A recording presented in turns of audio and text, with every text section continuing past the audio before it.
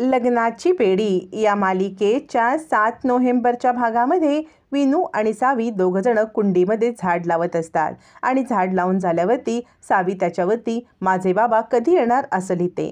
विनू म्हणतो, सावी अगं तू प्रत्येक वेळेला हे असं का लिहितेस? याच्यावरती सावी सांगते, माझी आई बोलते आपण नेहमी चांगले चांगले विचार मनात आणले ना की ते नक्की पूर्ण होतात. विनू म्हणतो, खरंच मी सुद्धा आश्रमात होतो ना तेव्हा मी नेहमी विचार करायचो की माझे आईबाबा मला भेटू दे आणि बघ ना देवबाप्पांनी माझं ऐकलं, माझे आईबाबा माझ्या जवळ आले. याच्यावरती सावी म्हणते, हो माझी आई नेहमी खरं बोलते. ती नेहमी सांगते की आपल्या मनातल्या चांगल्या गोष्टी आपण बोलत राहायच्या म्हणजे त्या पूर्ण होतात. असं म्हणत सावी आणि विनू हे दोघंजण गप्पा टप्पा करत असतात. तोपर्यंत रुक्मिणी आता तिकडून पास होत असते. ती राजश्री आणि ऋतुजा या दोघींसोबत बोलत येत असते आणि हे दोघंजण आता कुंडी घेऊन निघत असतात. आता रुक्मिणीचं बिलकुल लक्ष नसतं. ती एका बोलत बोलत समोर येते आणि इकडे सावीसुद्धा पास होत असते. दोघींची टक्कर होते आणि आता ती कुंडी खाली पडते. खाली पडलेली कुंडी बघत रुक्मिणी खूप चिडते आणि म्हणते, ए मुली तुझं लक्ष कुठे होतं? काय केलंस हे सगळं? रुक्मिणीची साडी खराब झालेली असते. सावी म्हणते, विनूच्या मोठ्या काकू मला माझा एकटीचा दोष नाही आहे मोठ्या आजी, याच्यामध्ये तुमचं पण लक्ष नव्हतं. यावरती रुक्मिणी चिडते आणि म्हणते, तू सिंधूचीच मुलगी, तिच्याचप्रमाणे आगाऊगिरीची तू उत्तर देणार ना? मला तुझ्याशी बोलायचंच नाही आहे. तुझी आई कुठे आहे? तिला बोलव, तिच्याशीच बोलते मी आता. असं म्हणत रुक्मिणी डॉक्टर सिंधू असं मोठ्या मोठ्याने ओरडायला लागते. तोपर्यंत सिंधू येते. त्यावेळेला रुक्मिणी म्हणते, बघितलंस तुझ्या मुलीने काय केलंय ते? तुझ्या मुलीने इथे येऊन ही कुंडी पाडले. तिला सांगत जा जरा की या सगळ्यामध्ये जरा जपून राहत जा. या घरामधले नियम कायदे कानून जरा काही आहे की नाही? असं म्हणत रुक्मिणी चिडलेली असताना सावी सांगते, आई याच्यात माझ्या एकटीची चूक नाही आहे. विनूच्या मोठ्या आजीचं लक्ष नव्हतं आणि त्यासुद्धा मला येऊन धडकल्या. रुक्मिणी म्हणते, वा आता ही माझ्याच घरात येऊन मलाच 4 गोष्टी शिकवणार. असं म्हणत रुक्मिणी चिडलेली असते. सिंधू म्हणते, सावी तू जा बरं इथून, तू का असं हे करत बसलीस? यावरती आता मात्र चिडलेली रुक्मिणी सावीला मारायला येते. तर सिंधू तिला बाजूला घेते आणि आता विनू म्हणतो, मोठी आजी काय करतेस तू? असं म्हणत विनू आता रुक्मिणीवरती आवाज वाढवतो. रुक्मिणीवरती आवाज वाढवल्यावरती रुक्मिणीला राग येतो आणि ती म्हणते, खबरदार, या मुलीसाठी जर तू माझ्यावरती आवाज उडवलास ना तर खबरदार. असं म्हणत आता मात्र इकडे रुक्मिणी चिडते आणि त्याच वेळेला सावी आणि विनू या दोघांना सिंधू आत पाठवते आणि म्हणते, प्रत्यक्षदर्शी मी इकडे नसले तरी मला सांगण्यावरून कळलेलं आहे की तुमचं सुद्धा लक्ष नव्हतं आणि त्यामुळेच माझी मुलगी तुम्हाला येऊन धडकली. चूक जितकी तिची असेल तितकीच चूक तुमची सुद्धा आणि या पलीकडे मला तुम्हाला काही सांगायची गरज वाटत नाही. असं म्हणत सिंधू आता रुक्मिणीला सडेतोड उत्तर देते. त्यावर ती ऋतुजा तोंड घालत म्हणते, तुला आम्हाला काही सांगायची गरज वाटो न वाटो पण तुझ्या मुलीचा बाबा कोण आहे हे तरी आम्हाला सांग. कोण आहे तिचा बाबा? सिंधू म्हणते, मला नाही गरज वाटत तुम्हाला सांगायची. ऋतुजा म्हणते, अच्छा म्हणजे त्याच्या मुलीचा बाबा कोण आहे हे तू आम्हाला सांगू नकोस ग, पण त्या मुलीला तरी माहिती आहे का तिचे बाबा कोण आहेत ते? असं म्हणत ऋतुजा आता खूप मोठा बॉम्बस्फोट करत असते. त्यावरती सिंधू म्हणते, या सगळ्यामध्ये तुम्हाला पडायची काहीच गरज नाहीये. रुक्मिणी म्हणते, हे बघ हा तुझा जरी पर्सनल मॅटर असला त्याच्यामध्ये पडायची आम्हाला काही गरज नसली तरी तुला मी सांगितलेलं सगळं पाळावं लागेल. असं म्हणत रुक्मिणी आता सिंधूला पुन्हा एकदा तिच्या नियम आणि अटींची आठवण करून देते. रुक्मिणी म्हणते, या घरातले नियम कायदे कानून मी तुला समजवलेले आहेत ना, तरीसुद्धा ते नियम कायदे कानून तुझ्या लक्षात नाही आहेत का? या घरात जरी तुला राणी आणि राघवनी बोलवलं असलं तरीसुद्धा या घराचं मिनिमम भाडं 30,000 रुपये द्यायला सांगितलंय, ते तू विसरलीस का? सिंधू म्हणते, या घराचं भाडं द्यायला मी तयार आहे. म्हणजे तुमच्या नातवाचे मी इथे उपचार करायला आले ना तरी त्याचे मी 1 पैसा घेणार नाही, पण तुमचं भाडं मी देणार आहे. यावर रुक्मिणी म्हणते, हा काही तुझा मोठेपणा नाही आहे. तुला सांगितलेलं होतं राघवनी की तू ब्लँक चेक दिला होता की या चेकमध्ये तुला जितके अमाऊंट हवे तितके टाक, पण तू काय केलंस? तू ते फाडून टाकलास. हा तुझा स्वाभिमानीपणा नाही आहे, हा तुझा आगाऊगिरी आहे आणि त्याच्यातच तू अडकलेस. त्यामुळे तुला जरी का पैसे घ्यायचे नसतील तरी मला मात्र या सगळ्याचे पैसे हवेत. असं म्हणत रुक्मिणी आता सिंधूलाच खूप मोठा दोष देत असते आणि तिला 30,000 रुपये दे म्हणून सांगत असते. आता मात्र सिंधू रागारागात आत जाते आणि ती येताना पॅकेटमध्ये 30,000 रुपये घेऊन येते. ऋतुजा म्हणते, वहिनी हिचा माज उतरवायला फक्त आणि फक्त तुम्हालाच जमतं हा. असं म्हणत मुद्दामच ती आता रुक्मिणीला चढवत असते. सिंधू म्हणते, हे तुमचे पैसे 30,000 रुपये आहेत, मोजून घ्या. या घराचं भाडं आणि ते पण आगाऊ.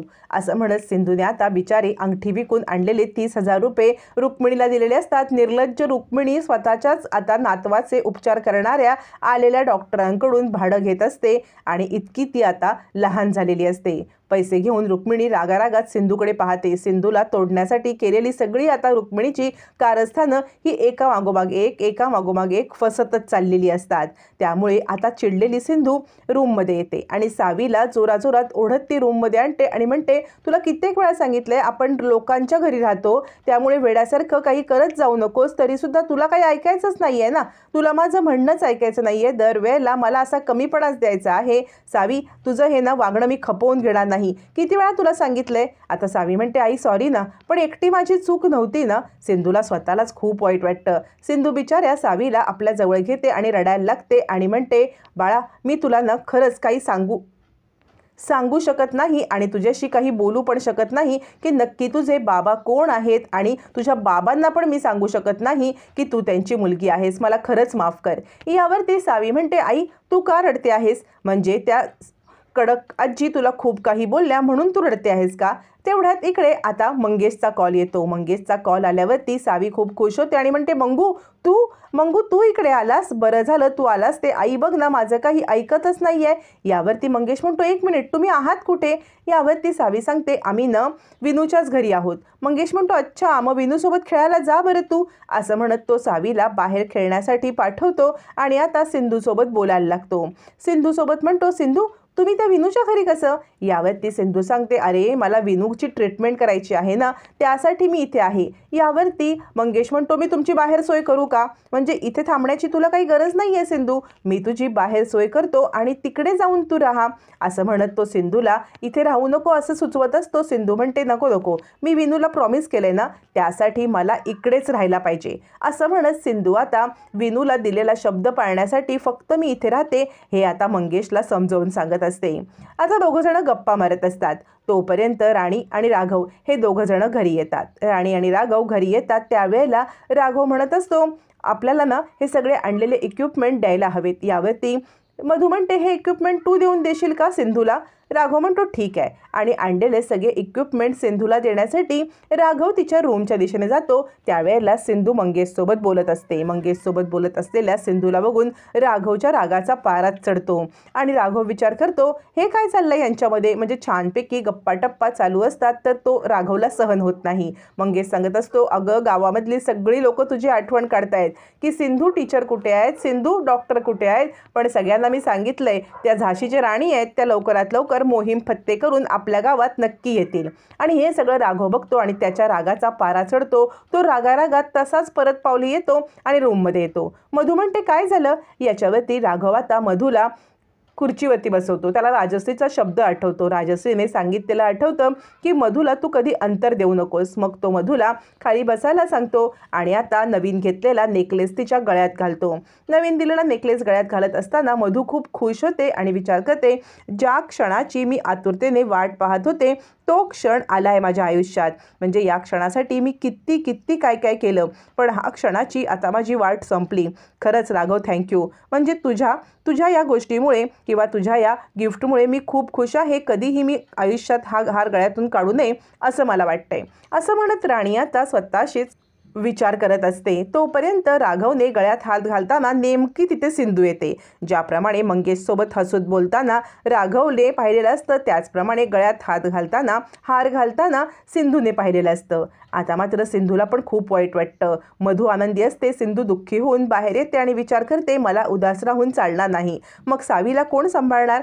सावीला सांभाळण्यासाठी मला आता स्ट्रॉंग व्हायलाच पाहिजे आणि या सगळ्यामध्ये सावीचा काहीही दोष नाही आहे. विनूची ट्रीटमेंट करून मला लवकरात लवकर इकडून निघायला पाहिजे असा विचार करत सिंधू आता लवकरात लवकर विनूला बरं करून निघण्याचा विचार करत असते. पण त्याच वेळेला तिला कळतं की तिची अंगठी ही मधूने विकत घेतली. मग ती मधूकडे येते आणि म्हणते, मी पैशासाठी माझी अंगठी विकली पण ती तुम्ही विकत घेतलीत. मधू म्हणते, हो, तुला विकायची होती आणि मला विकत घ्यायची होती.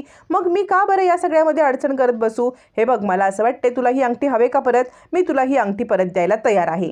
याच्यावरती राघव तिकडे येतो आणि म्हणतो, खबरदार, ही अंगठी तुला कोणाला द्यायची गरज नाही आहे. तू ती अंगठी विकत घेतलीस ना, मग त्या अंगठीवरती फक्त आणि फक्त तुझाच अधिकार आहे राणी, असं म्हणत तो आता ती अंगठी राणीचीच आहे असं सिंधूला निक्षून सांगतो. सिंधूला खूप वाईट वाटत असतं, पण मंगेशसोबत सिंधूला पाहिल्यामुळे राघव चिडलेला असतो आणि आता त्याच्यासमोर दुसरा कोणता पर्यायच नसतो. तो मुद्दाम इगोच्या भरामध्ये हे सगळं बोलत असतो.